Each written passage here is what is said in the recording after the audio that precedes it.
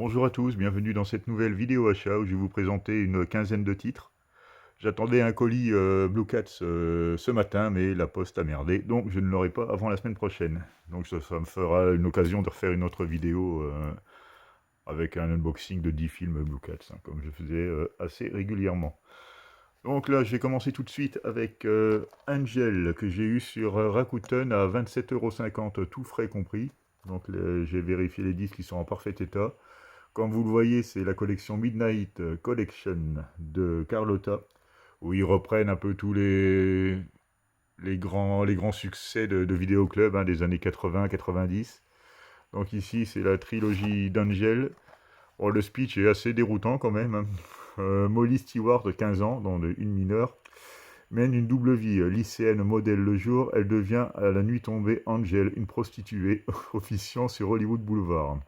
Alors qu'un dangereux tueur en série fait son apparition dans les rues de Los Angeles, assassinant sauvagement deux de ses amis, Angel refuse de céder à la peur. Bon, clairement, déjà, dès le synopsis, là, on peut se rendre compte que c'est un film qui pourrait plus faire aujourd'hui. Parce que bon, une gamine de 15 ans qui se prostitue, c'est... Qu'est-ce que c'est? Je ne savais pas que c'était ce sujet-là, mais bon, comme je voulais compléter la collection, bon, du coup, ça en fait partie, donc j'ai continué, hein. Le 2, donc, c'est la suite, où là, elle est plus adulte, hein, c'est un peu moins gênant, on va dire.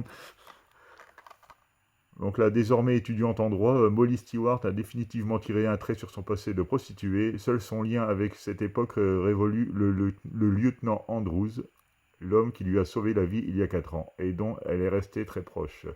Lorsque ce dernier se fait assassiner en service, Molly décide de partir à la recherche du meurtrier sous les traits d'Angel. Apparemment, c'est une vengeresse en fait, hein. C'est souvent des rôles, c'était un peu l'argument à l'époque, hein. C'était souvent des rôles donnés aux hommes, hein, des rôles virils on va dire, mais là c'est joué par une gente dame apparemment. Et le dernier c'est Angel 3, chapitre final, donc c'est les trois versions officielles, parce qu'apparemment il y aurait eu des suites un peu douteuses, bon, qui ne font pas partie vraiment de la saga hein, pour le coup. Donc Molly Stewart est installée à New York, où elle est photographe. Lors d'un vernissage, elle croit reconnaître parmi la foule sa mère disparue. Après avoir obtenu quelques informations sur cette Gloria Rollins, Molly décide de la confronter et voilà, oui, et s'envole pour Los Angeles. Sa mère lui apprend que Michelle, sa petite sœur dont elle ignorait l'existence, court actuellement un grand danger. Le soir même, Gloria est retrouvée morte. Donc voilà, je ne sais pas si vous connaissez cette série de films, moi je ne connaissais pas du tout, hein. Là, il m'en reste plus que 5 dans la collection Midnight pour pouvoir vous présenter l'intégrale, hein, chose que je ferai dans quelques semaines, je pense. Je verrai bien selon les occasions. Donc voilà pour la première présentation, Angel Trilogy. Ensuite, j'ai pris en 4K The Servant de... Oh là là, j'ai hésité à le dire celui-là. Donc The Servant, un film de Joseph Louzet. Donc apparemment c'est un thriller psychologique qui a l'air bien, vraiment bien, parce que bon, très bien noté. C'est en noir et blanc, hein, parce que c'est un film des années 60, il est de 64 il me semble, il n'est pas tout récent. Donc là on a droit à une version collector avec le Blu-ray 4K et deux disques, un Blu-ray pour avec le film et un Blu-ray de supplément. Donc je ne connais pas du tout ce film et je pense que je ne serai pas déçu. Ça, c'est apparemment devenu un classique du genre, hein, donc à voir. The Servant, que j'ai eu à 13 euros. Je crois qu'il est à 13 euros actuellement sur Amazon. Donc si ça vous intéresse, je vois, il y en a encore. Hop. Ensuite, pour continuer ma collection Rimini, j'ai pris Épouvante sur New York, hein, le dernier sorti à la Fnac, hein. J'ai donné mon avis sur 4 produits, donc je l'ai eu à 20,99 € au lieu de 24,99 €. C'est toujours ça de prix, il n'y a pas de petite économie, hein. Surtout pour une nouveauté, hein. Ça fait finalement une quinzaine de pourcents de remise, hein, l'air de rien. Donc on retrouve la formule qui a fait le succès des autres films de cette collection, hein. C'est bien qu'ils n'en changent pas surtout, hein, qu'ils ne fassent pas comme British Terror, hein, où ça commençait très bien et ça finit par les simples amarrer dans les fourreaux. Donc là on retrouve le Blu-ray, le DVD, puis le petit livret, qui est sans doute de Mark Toulek, oui. Avec apparemment un classique, hein, de l'épouvante, un film de monstre à l'ancienne. Je ne le connais pas du tout non plus. Ça fait penser un peu au Jabberwocky de Terry Gilliam, un film assez ancien aussi. Je sais pas si vous avez la référence. Hop. Voilà, j'ai réussi à l'en mettre. Donc voilà pour Épouvante sur New York, que je n'ai pas vu. Ensuite, Saw 10, je l'ai pris, il était à 13,45€ sur Amazon, c'est pas à la Fnac, c'est sur Amazon. Donc comme j'ai les 9 premiers, je me dois de la continuer, même si c'est pas une série bien brillante. Le steelbook est arrivé en parfait état venant d'Amazon. J'ai été surpris. J'avais commandé plusieurs articles, pas forcément des films, et ils m'avaient mis ça dans un colis. J'ai secoué le colis, pas un bruit. Donc ils avaient tout bien calé avec du papier, tout ça, du rembourrage. Alors là j'ai été surpris, j'ai regardé le colis en 2 fois, oui ça venait bien d'Amazon. Un colis Amazon avec du rembourrage, j'avais jamais vu ça, donc comme quoi il y a un début à tout. Donc là nous retrouvons la version Steelbook qui est plutôt pas mal, même s'il est que glossy, il n'y a pas plus de folie. La face avant fait un peu penser au Steelbook de V pour Vendetta qui avait un peu fait dans ce style-là également. Donc c'est la version combo, un 4K Blu-ray, donc rien de spécial à signaler. Celui-là je ne l'ai pas vu, donc je ne peux pas vous en dire plus. Ensuite, je vais passer aux achats que j'ai fait chez Nose. Oui, parce que Nose, le grand retour. J'ai été vraiment surpris de revoir autant de Blu-ray, parce que bon, ça faisait un petit moment, ça faisait des semaines que j'avais plus rien acheté chez Nose. Puis là, j'y vais toujours de temps en temps pour, grand mal m'en a pris, parce que j'en ai trouvé pas mal, une dizaine de films quand même. Donc des films qui sont édités par Lonesome Beer et Arabia, c'est ça, je crois que c'est l'Arabia plutôt, voilà. Et les derniers, c'est The Jokers, carrément. Et d'après ce que j'ai vu sur Google, apparemment, ça fait partie. Ils sont très liés, ces 3 éditeurs. Donc, on retrouve pas mal de films The Jokers chez Nose en ce moment. Donc, c'est une chose qui est plutôt rare, parce qu'il fait quand même des éditions plutôt soignées, et beaucoup dans le cinéma asiatique. Donc là, ce film, il est édité par Lonesome Beer, et il s'agit de Angel of Chaos, de Stephen McCullum, un Sons of Anarchy sous stéroïdes. C'est ce qui m'a fait pris. Bon, l'accroche, on sait ce que ça vaut. Mais bon, j'avais vraiment bien aimé la série. Alors, je sais pas ce qu'ils en ont fait. Si c'est son équivalent en film, ça peut le faire. Donc, je ne sais pas si vous connaissez, mais celui-là, je n'avais jamais entendu parler avant de le voir. Bon, ils étaient tous à 2,99€ par contre. Il n'y avait pas de Blu-ray à 1,99€ ou 99 centimes. Mais bon, 3€, ça reste un excellent prix pour ce type de film, surtout pour l'éditeur que c'est. Ensuite, j'ai pris Fricks. Fricks par le même éditeur, c'est-à-dire Lonesome Beer. Je ne connais pas du tout. Hop, attendez, je vais juste regarder si je peux vous lire un peu le synopsis quand même. À 7 ans, Chloé n'a jamais vu la lumière du jour. Son père la maintient à l'écart du monde extérieur, ne cessant de lui répéter qu'elle est différente et que tout ce qui se trouve de l'autre côté de la porte d'entrée représente une menace. C'est en bravant tous les interdits que Chloé va pouvoir découvrir la vérité sur sa condition. Ça fait un peu penser légèrement au film Les Autres. Le fait d'avoir des enfants cloîtrés sans voir forcément la lumière du jour et sans contact extérieur. Ça a l'air pas mal. J'ai regardé au niveau des notes, il s'en sort pas trop mal, ça m'a surpris, parce que quand je vu la pochette, j'ai dit wow, ça peut être un nanar, mais bon, c'est pas grave, je le teste. Mais apparemment, il est plutôt pas mal. Les notes sont plutôt flatteuses. Ensuite, The Fortress, encore un film de Lonesome Beer, encore un sous fourreau.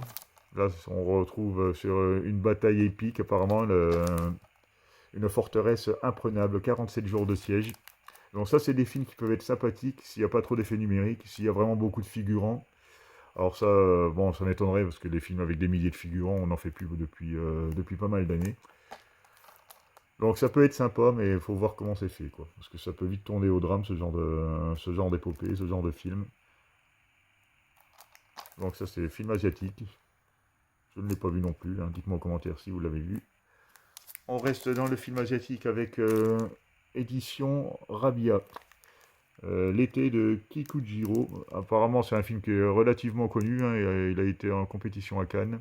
Bon, ça veut rien dire, parce qu'à Cannes, ils ont passé pas mal de films très moyens. Apparemment, c'est plutôt sous le signe de la comédie avec Takeshi Kitano et un film de Takeshi Kitano. J'en ai quelques-uns de lui que j'avais moyennement appréciés. Alors je ne sais pas comment il se débrouille au niveau de la comédie. Je ne l'ai pas vu non plus, donc ce sera encore une découverte. Ensuite, là, on passe sur les films The Jokers. Là, il suffit d'un marée simple, avec Chadwick Boseman, donc le défunt acteur qui jouait le rôle de Black Panther dans le premier opus. Alors, c'est Message from the Kids, un film de Fabrice Duels. Je ne connais pas du tout. En provenance du Cap Town, Jacob King débarque à Los Angeles à la recherche de sa sœur disparue, avec un billet retour pour l'Afrique du Sud 7 jours plus tard.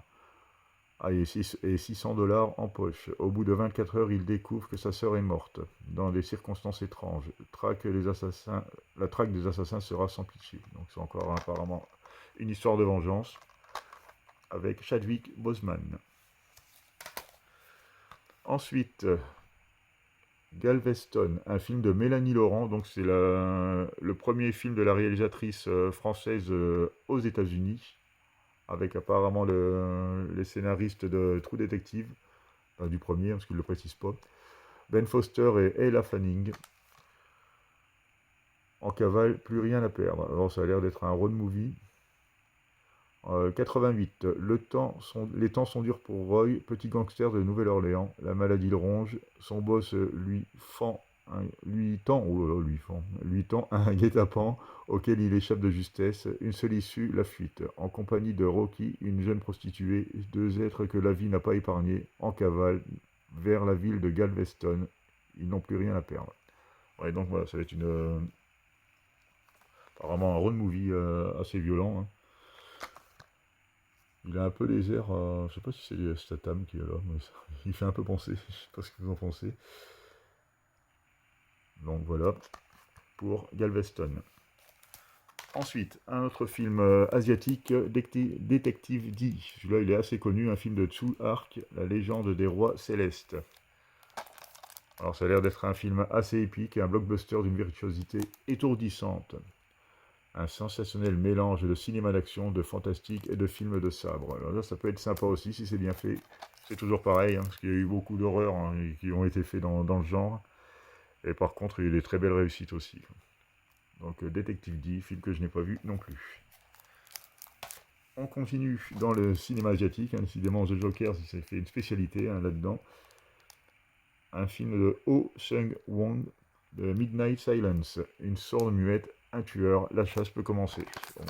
Le résumé est clair, simple et précis. Qu'une jeune femme sourde-muette croise une nuit la route de Do-sik, un tueur en série, toujours à la recherche d'une nouvelle victime. Un jeu du chat et de la souris s'engage alors entre eux dans les ruelles nocturnes de Séoul. Bon, c'est un film coréen, donc apparemment, que je n'ai pas vu également. Ensuite, Arctic, toujours The Jokers, un film de Joe Pena avec l'excellent Mads Mikkelsen. C'est clairement ce qui m'a fait prendre le film, parce que le sujet en lui-même m'attirait pas plus que ça. Mais bon, l'acteur est excellent, j'aime vraiment ce qu'il fait.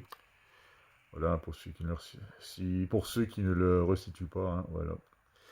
Donc là, c'est dans la lignée de The Revenant, on est pris du début à la fin. En Arctique, la température peut descendre jusqu'à moins 70 degrés. Dans ce désert hostile, un homme lutte pour sa survie. Autour de lui, l'immensité blanche. Et une carcasse d'avion dans laquelle il s'est réfugié. Signe d'un accident déjà lointain, avec le temps, l'homme a appris à combattre le froid et les tempêtes, à se méfier des ours polaires, à chasser. Un événement inattendu va l'obliger à partir pour une longue et périlleuse expédition. Mais sur les terres gelées, aucune erreur n'est permise.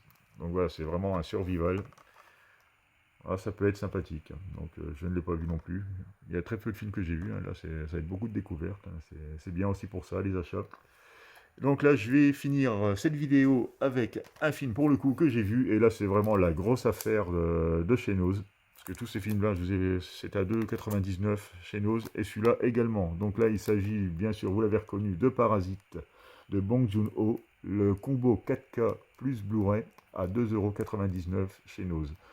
Donc c'est vraiment une tuerie. Hein. Ce film est vraiment très bon et l'offre est vraiment hallucinante. Après, on peut s'en réjouir de le trouver à ce prix-là, mais c'est quand même inquiétant parce qu'en plus, il y avait un sticker Fnac dessus. Apparemment, c'est même du déstockage de la Fnac, quoi. Alors si la FNAC commence à se défaire de ce genre d'édition, et c'est The Joker, c'est quand même un petit éditeur qui sont obligés de brader ce genre de film, c'est quand même inquiétant quelque part, hein. Vous me direz en commentaire ce que vous pensez de ça. Bon, on tombe sur des affaires, mais de l'autre côté, quelles seront les conséquences, quoi, et pourquoi ils en viennent là, quoi. C'est un peu mon interrogation. Voilà pour cette petite vidéo achat. Je vous remercie de m'avoir regardé et à bientôt pour une nouvelle vidéo.